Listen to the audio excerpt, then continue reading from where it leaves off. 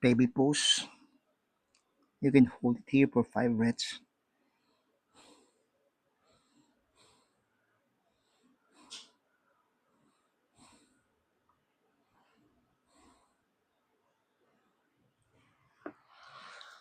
Second natin, hold mo dito siya. 5 breaths din siya dito. And make sure na 5 breaths.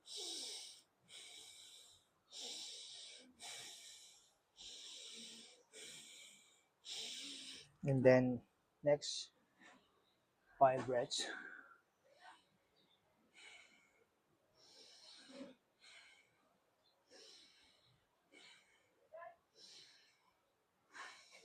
Good job. And then here, downward dog. Nag-alternate yung heel mo. Heel and up.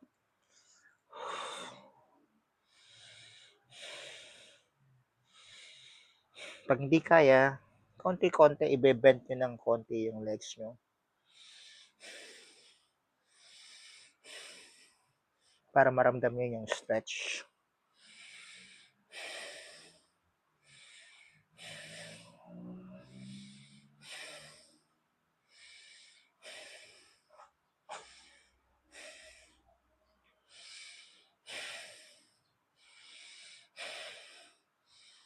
Good.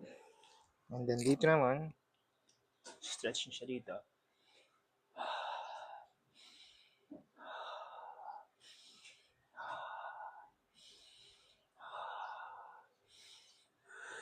Good. Now, i-combine natin siya.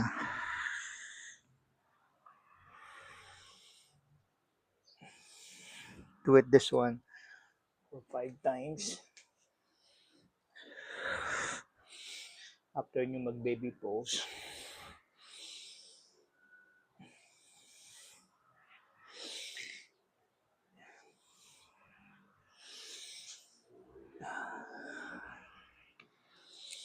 So, the more na dumadami yung repetitions nyo, the more na maramdaman nyo talaga yung movements nyo. Then, pagsamahin natin yung downwards dog.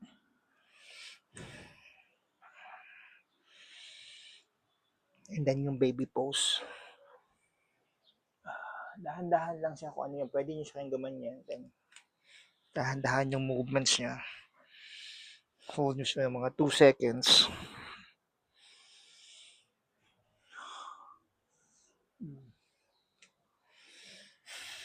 Hindi nyo kailangan maging perfect ng stone.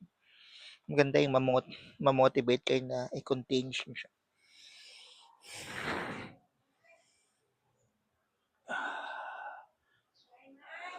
Now, if you feel tired na dun sa hands mo, gaganda mo lang siya.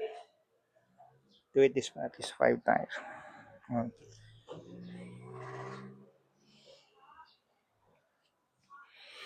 Uupo ka lang dyan. Yung malaking tulong nito. To start for 5 reps.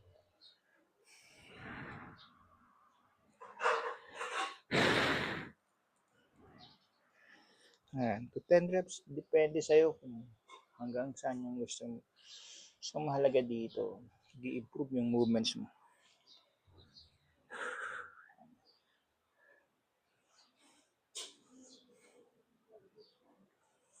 Next, after nito, ito yung second. Next natin is forward mo lang siya. Stretch. Pwede mo nang nakataas yung toes mo. Okay? Then forward. Balance ko. Yun yung balance niya.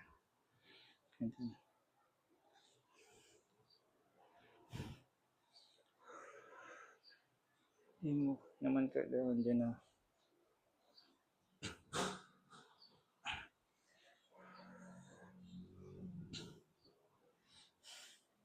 Yan, unti-unti siya.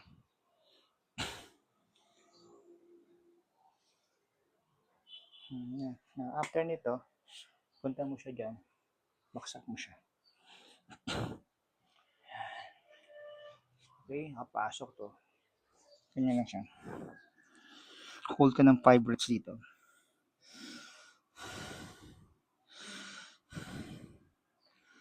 Okay na tong movement, Doc, pero pwede mo naman siyang idiretso yung katawan mo, ilapat.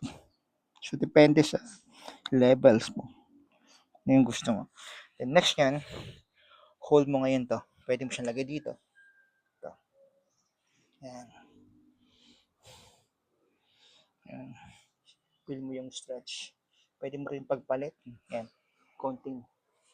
Ganito siya. So, again, medyo mahirap ito pag sa una. Pero, slowly lang ang kailangan natin dito. And then, ito yung next. Ganito pa rin yung positions ng paa niya. Lean backward ka lang. Yan. Keep breathing. Good job. Now, next after nito, balik ka sa dito. Then, go for the downward dog. Then, pasok mo lang siya. Stretch mo lang siya. Pasok mo lang siya.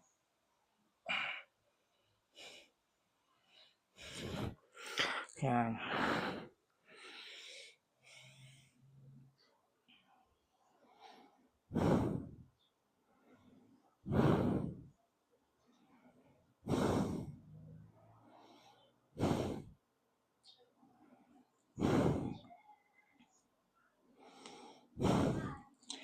Good job.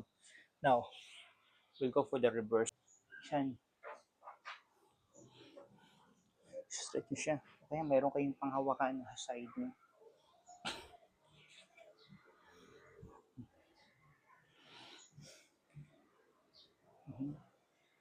Stretch nyo.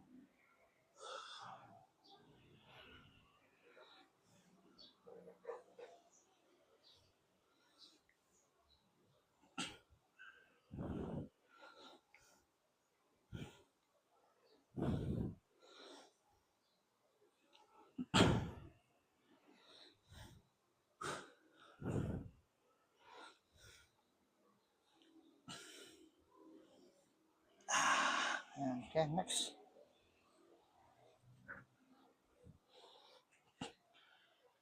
Dapat 5 breaths.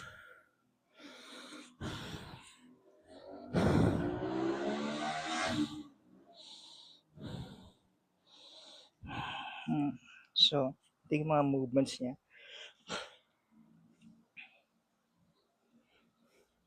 Stretch mo yan.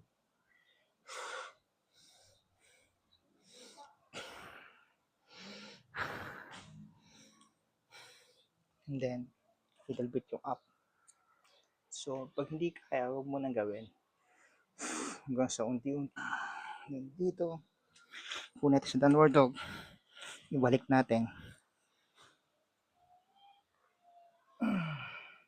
And then, baba.